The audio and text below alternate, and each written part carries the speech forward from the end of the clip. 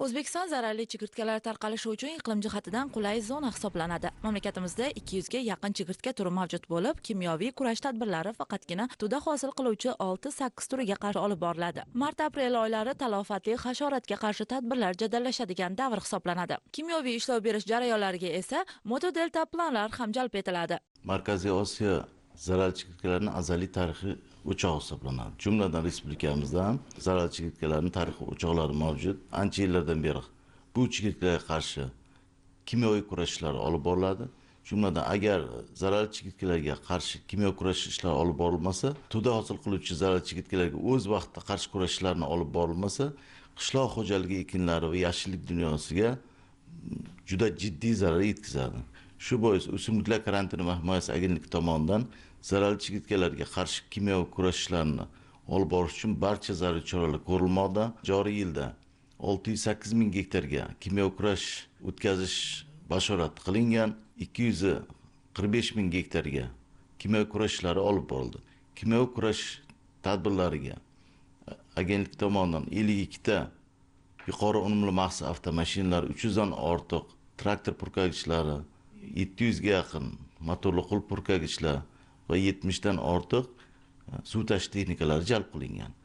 Bu zararli chigirtkalarga qarshi kurash ishlarini o'z vaqtida amalga oshirish uchun kuzatuv nazorat ishlari tashkil etilgan bo'lib, bunda hududiy boshqarmalarning barcha karantin inspektorlari, hududiy chigirtka va tut parvozga qarshi kurash xizmatlarining agronomlari jalb qilingan. Respublikamizdagi chigirtkalardan tashqari bizda har doim qo'shni davlatlardan zararli chigirtkalarning uchib kelish xavfi doimiy mavjud. Sababi chigirtka chegara tanlamaydi. Bu bo'yicha agentlik tomonidan qo'shni davlatlar bilan Qozog'iston, Qirg'iziston, Tojikiston, Turkmaniston davlatlari bilan hamkorlik rejalari ishlab chiqilib, ushbu davlatlarda mutasaddi tashkilotlari bilan hamkorlik ishlari olib borilmoqda.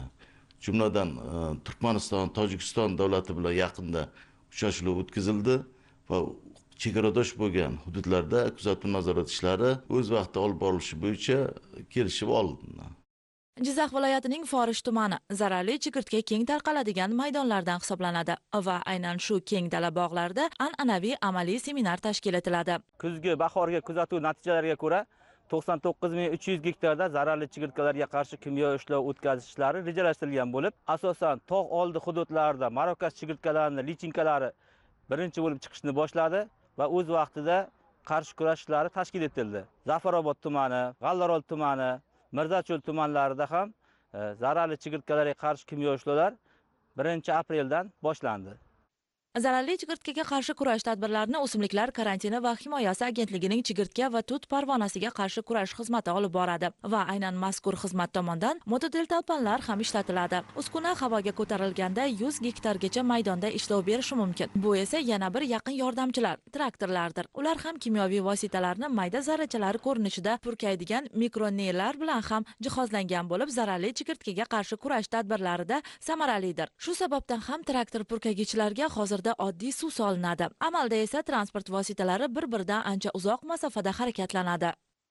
Deltapalarimiz bo'lsa ham kuzatadi, ham ishlov beradi. 100 litr suvni 100 gektarga sevib beriladi. Bu bir yurganda masalan 60 tezlikda ketdi deb hisoblaylik. O'shanda ham u 120-130 gektarga chiqib beradi. O shamol boya zaharni olib ketadi-ku tushayotganda.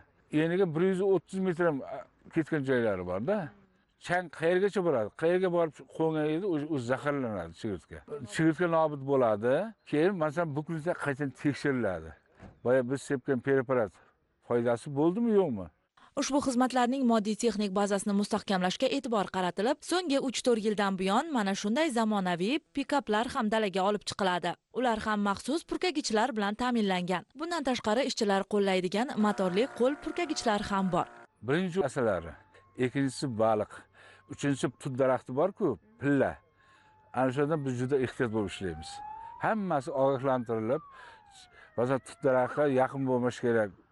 Masalan, 1 kilometr naridan sepsangiz, u zaharlanib bo'ldi.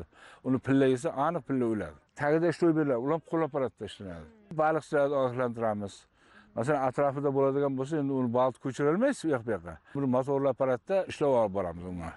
Mana bunday palatkalarda esa chigirtkachilar keng dalada tunab qolishadi.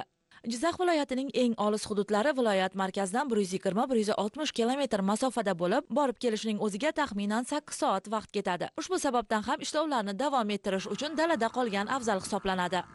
Hozirgi kungacha mana bu 20 yildan ortiq ishlashimiz jarayonida bunaqa keskin, ya'ni favqulodda holat rejimini e'lon qilish darajasiga yetib kelmadi, lekin lokal xususiyatli mahalliy darajadagi ko'paygan holatlar bo'lyapti. Idora va tashkilotlarda hamkorlikda jipslashib harakatlanish natijasida bularni mana shu keskin ko'payib ketishini oldi olindi. Respublikamizda hozir zararli chigirtkalarga tarqalgan barchasi bir marta avlod berib, ular erta bahordan, ya'ni mart oyining 2 yoki 3 kunligidan tuxum ko'zachlardan chiqib, turlariga qarab ular davom etaveradi. Ayrimlari aprel, ayrimlari may, hatto iyun oylarida ham tuxum ko'zachlardan chiqib davom etadi.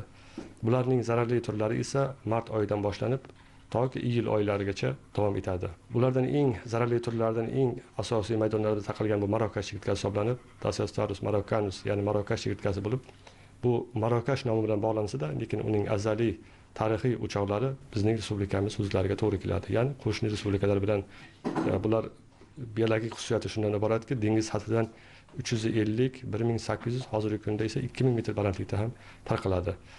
Bu qumli yoki dengiz sathidan teng bo'lgan hududlarda tarqalmaydi. Shuning uchun bu janubiy mintaqalarimiz, ya'ni Surxondaryo, Qashqadaryo, Samarqand, Jizzax va Navoiy viloyatining Nurota qismlarida va Farg'ona vodiysining esa Qirg'iziston bilan chegara hududlarida tarqaladi.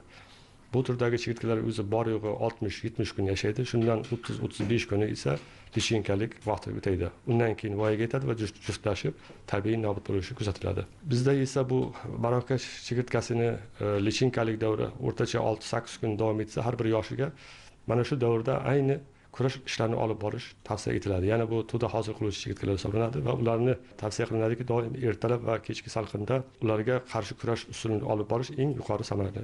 Kichik biroq talofatli bosqinlar o'choqlariga qarshi joyida kurash olib boriladi. Bugungi kunda zararli chigirtkaga qarshi ashaddiy janglar Qashqadaryo, Surxondaryo, Jizzax va Samarqand viloyatlarida olib borilmoqda. Respublika bo'yicha esa kimyoviy kurash tadbirlari 600 ming gektardan ortiq maydonda olib borilishi prognoz qilingan.